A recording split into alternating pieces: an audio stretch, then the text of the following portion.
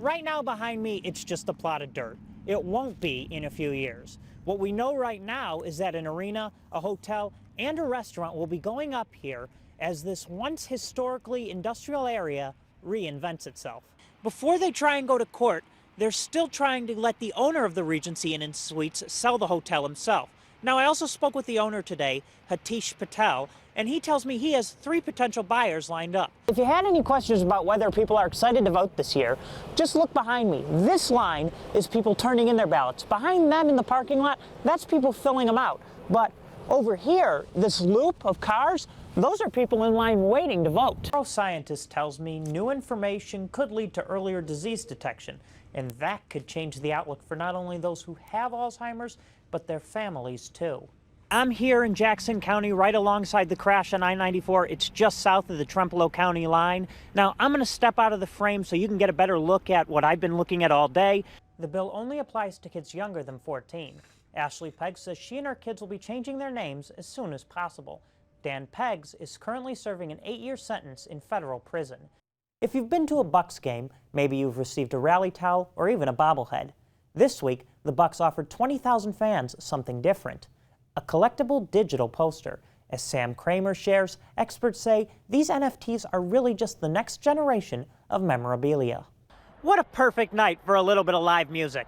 Old Dominion, tonight's headliner, they took the stage about a half hour ago. Now, you mentioned that year off due to the pandemic. Well, the people I spoke with today coming to the event, they're just excited to get back to what this fun weekend is all about. I had a lot of dreams about Dad coming home, and for me, it was like, is this a dream? But it felt really good, hugging him and running over there. It was a dream come true for Tristan and Brecken Hondel when a surprise visitor showed up at the Boys and Girls Club of the Greater Chippewa Valley. Army Sergeant Matthew Hondel is finally home. It was amazing, yeah, just having them, latch on and not let go, for it felt like it lasted forever, and it was good. This was Hondel's 3rd trip to the Middle East. Unlike his previous 2 returns, his mom, Marcia Finseth, says this one was far more special. It's not the first time greeting him back home, but this time was a little different because of the boys. With the 7- and 9-year-old waiting at home, this tour felt different too. It's a whole different experience going away, knowing that you're missing birthdays, you're missing holidays, you're missing, the school events. It's different because you know that they know what's going on and, that they miss you more. When they're younger, it's a little bit easier. You're able to just focus on the mission. Part of that mission, preparing for the U.S.'s exit from Afghanistan. With the 20th anniversary of the September 11th attacks approaching, Hondel's journey is coming full circle. I joined the military because of 9/11. So to be able to see that to its final fruition is pretty neat, and to be a part of that drawdown and the end of that America's longest war. It's kind of, I don't think it's really set in yet, how surreal it is to be a part of that. With the U.S. withdrawal coming under scrutiny, especially after 13 service members were killed in a terrorist attack on August 26th, Hondel says we shouldn't look at it through our political lenses. It doesn't matter who is in charge. It's, when you have a war of that length, trying to pull out, it's not an easy process by any means. It's kind of like tearing off a Band-Aid. It's incredibly unfortunate that we sustained casualties during the pull-out. It weighs heavy on everyone's hearts. For his mom, after spending months worrying about her son, I can't even describe how happy I am to have him home. I missed him. He's a grown man, he can take care of himself, but you never stop being a mom. Or a dad. It's gonna be great holidays. It'll be a really nice birthday and a really nice Christmas because he missed the last one. Well, it's amazing, just reuniting with them and, spending that quality time. We've already had a few adventures we've been on just this weekend. After 10 months away, Sergeant Matthew Hondel can now focus on another important mission, family. In Eau Claire, Max Cotton, WEAU, 13 News. You done, Brecken? Jody Halterman says he started hearing storm sirens around 9 p.m. Wednesday. At the same time, the Stanley Volunteer Firefighters' pager started beeping, but he says the worst hit before he could help his neighbors. This came in so quickly, I did not have time to respond there. Within a matter of 10 seconds, This is the devastation behind me that we had. Halterman's deck and gazebo destroyed. His shed was also damaged. His house has broken windows. This was a loud, almost an explosion. It was almost like a bellow. You felt it suck in and blow out. Because he has a backup generator, he has power. For many, that wasn't the case throughout Thursday. Stanley firefighters estimated between 15 and 20 homes were damaged. That's why Beth Peterson spent her day at Trinity Vineyard Church cooking. We have heat, we have electricity, we are offering a warm place to be, a place to charge your cell phone so family can get in touch with you, and a place to grab a bowl of soup. The American Red Cross also housed 5 people in a temporary shelter overnight. The Stanley Theater opened its doors to anyone needing help, offering hot dogs and hot chocolate. It's that community spirit which has Halterman, someone who's usually doing the serving himself, proud to be a Stanley native. Watching everybody come together is outstanding, overjoyous. Well, it's just a feeling that is very hard to explain.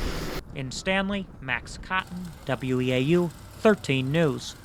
Putin has violated international law, invading a sovereign and a democratic nation that wants peace and independence. Speaking Thursday before President Biden announced new sanctions on Russia, Wisconsin Senator Tammy Baldwin called on the president to make the Russian leader feel pain. I think we have to get Putin and his oligarchs where it hurts. He needs to be held accountable. But what exactly are sanctions? UW Eau Claire political science assistant professor Damir Kovacevic says they're a way of intervening in a conflict without bombs and guns. Sanctions are, commercial and financial penalties. So sanctions sit somewhere in between diplomacy and warfare.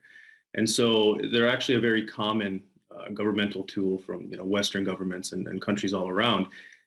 It's a form of interventionism, but it's a low-cost form of interventionism. He says their goal is usually to coerce policy or regime change. The U.S. and our allies are seeking policy change. They want Russia to leave Ukraine. Sanctions can be wide-ranging, like we can call those comprehensive sanctions or embargoes, total sanctions, but often they're targeted. Comprehensive sanctions can often be quite demoralizing to citizens of a country. He says Thursday's sanctions are still considered targeted. However, the penalties may not be enough. Sanctions as a track record have a mixed track record, and in fact, a kind of underwhelming track record. I mean, the statistic on sanctions, somewhere between 5 to 30% of sanctions will have the effect that they of the specific goal. He says the U.S. imposing these sanctions along with allies does make them more likely to succeed. In Eau Claire, Max Cotton, WEAU 13 News. Reynolds Tomter is 105 years old. Friday, the World War II veteran and Pigeon Falls resident got to enjoy the western Wisconsin skies on something almost as old as him, Placid Lassie. I loved it. I enjoyed it thoroughly. It was quite an experience. Built in 1943, this C-47 started flying in World War II. After the war, it was an early commercial jet, before eventually taking on its current role as a mainstay at air shows across the country. It was like the queen of the air. It was like a 747 or an Airbus in its day. Just incredible airplane. Richard Osborne was Friday's captain. We love flying this guy. He says he usually shares that love with veterans like Tomter, who experience their own trips down memory lane flying on Placid Lassie. It's great to see him come alive, bringing back memories.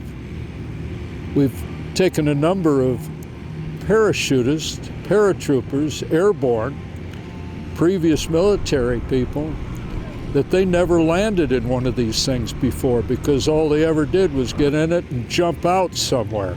And for veterans like Tomter, who served in the Merchant Marines, flying on a C-47 is a new experience, one he'll never forget. The feel of everything and being with it. Actually, to be there, to be in the product that you read about and heard about. A chance to take off in this old bird and experience the flight of World War II nearly 8 decades later. In Eau Claire, Max Cotton, WEAU 13 News.